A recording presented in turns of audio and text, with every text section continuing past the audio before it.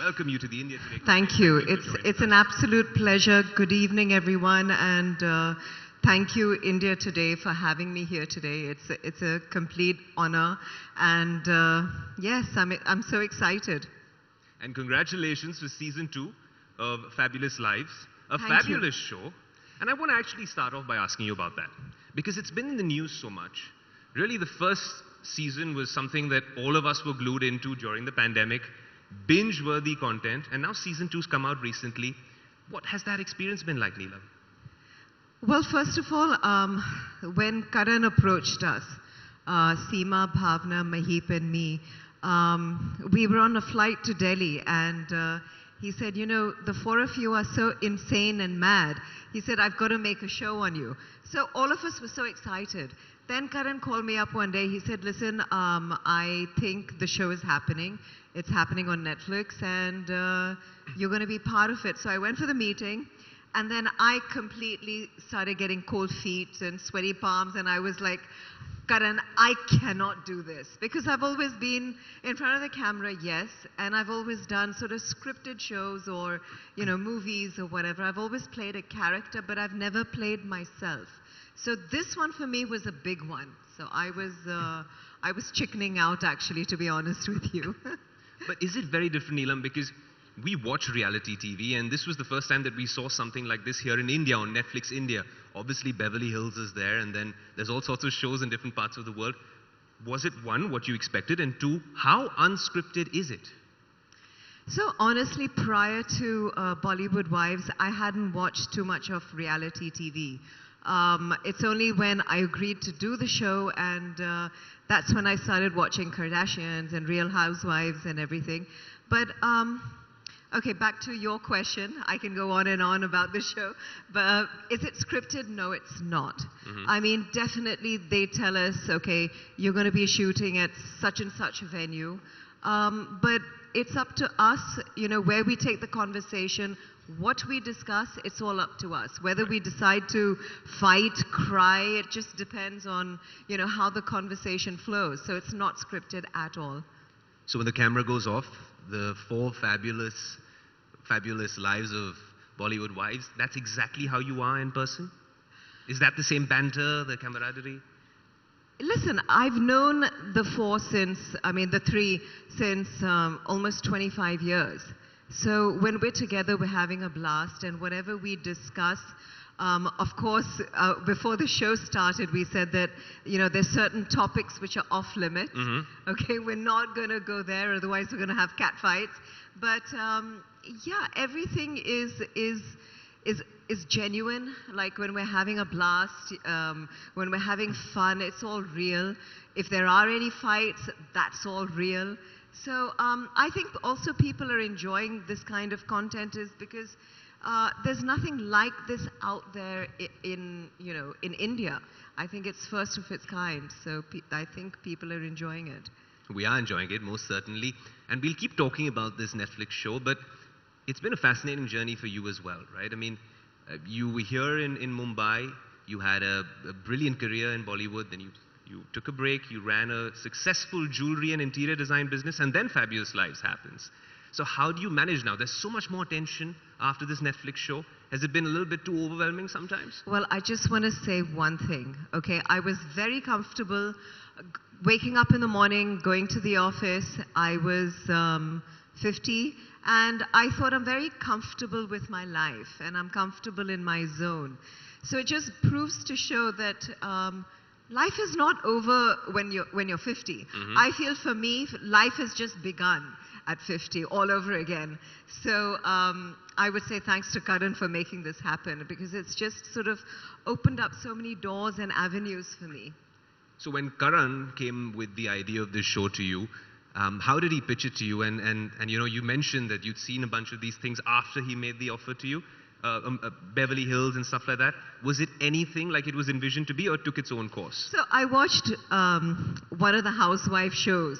Okay, well, I think it was Beverly Hills or one of them, I can't remember. And all I saw was cat fights. That's right. Okay, so that honestly just frightened me. I was like, yipes, I cannot be doing this. So that sort of put me off. But then, the creatives and Karan, they said, listen, we assure you that it's all about friendship, it's all about womanhood, it's about your lives.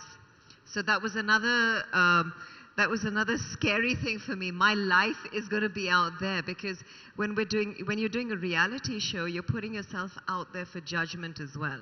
Not only yourself, but your family, your spouse. And I think, for me, a big thing was Samir, my husband, was absolutely fine, having cameras in the house, and, it's a complete invasion of privacy. Yeah. And you have had no idea how it is, because, my child comes back from school and she's like, Mama, why is the whole crew here? And so it was very challenging at times, but at the end of the day, it's done well. It's been appreciated well, mostly appreciated, and I'm so glad I did it.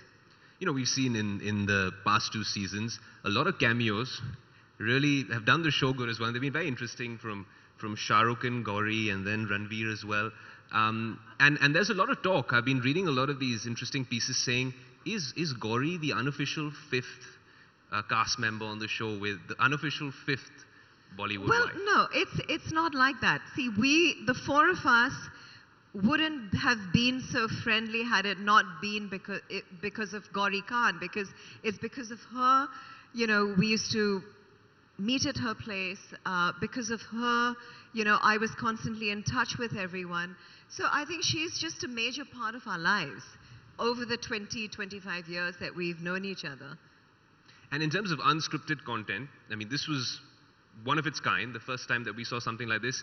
Is there something else brewing? Is there something else you're working on that you'd like all your fans to know about? Well, in terms of coming back to acting, I'm... Is that on the cards? Mainstream acting, Bollywood, Neelam comes back to Bollywood, is that the headline? No, I'm getting a lot of offers and interesting stuff, but I'm holding on. I'm just waiting for something really, really good.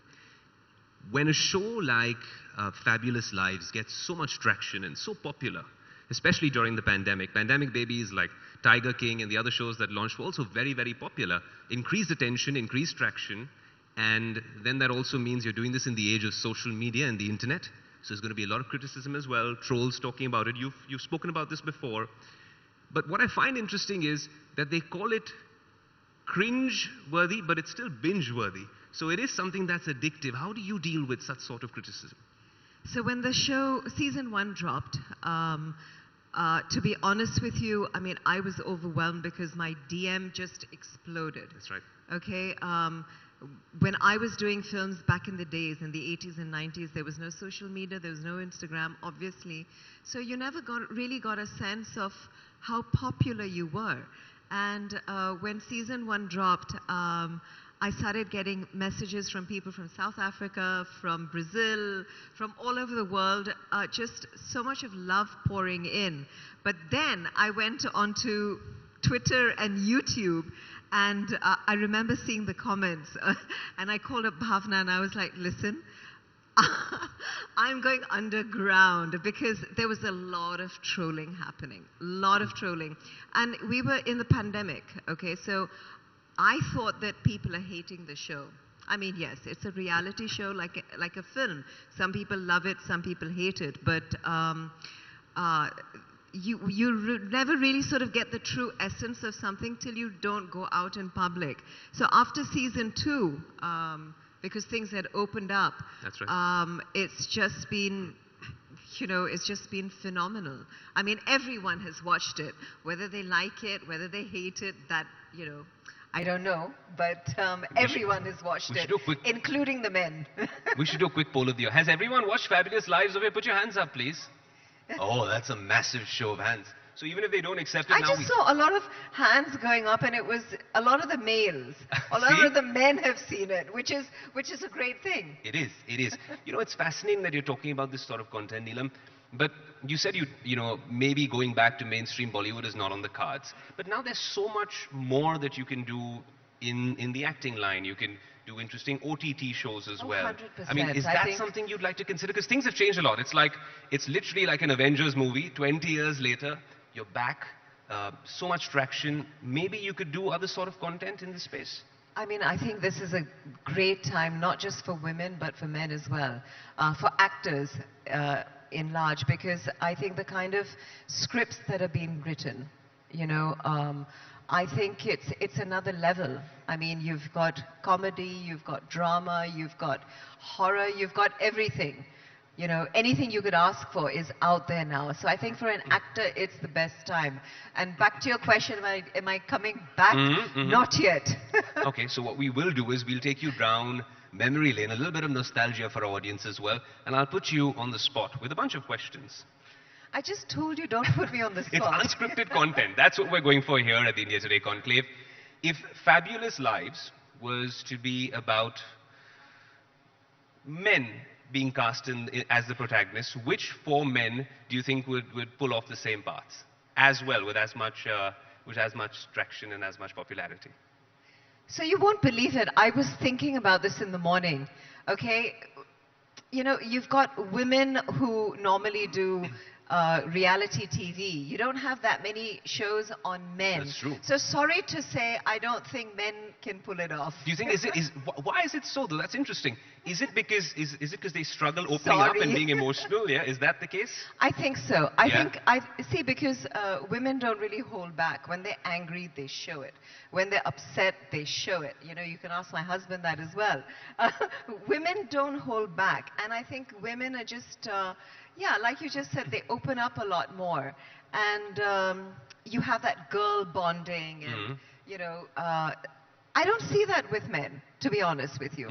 In the spirit of opening up, I'm going to put you in a small sort of rapid fire because some of my colleagues have given me a bunch of questions. I told you don't do this to me before the session. But if you were to go back to the 90s with some of these movies and really recast the lead roles, because you've had a bunch of hits with Govinda, Chunky Pandey back in the day, and now if you had to recast everyone in Andaz Apna Apna, who would you cast?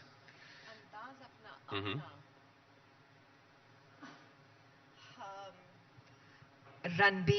Ranveer.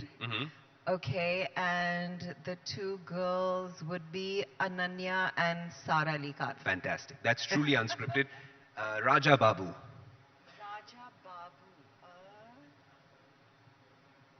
I think the original Tamil, right? Yeah. I mean, I would still cast Tamir in that, sorry. Khalnayak Nayak. was originally Madhuri and Sanjay. Yeah. I wouldn't change the casting of that at all because, I mean, Sanju did what he did and he did it so well, I don't think anyone else can replace that. And Dil To Pagal Hai? Dil to pagal hai. SRK is the OG. How can you asking me to recast SRK? No way. So on that note, Neelam, it's been a fascinating conversation.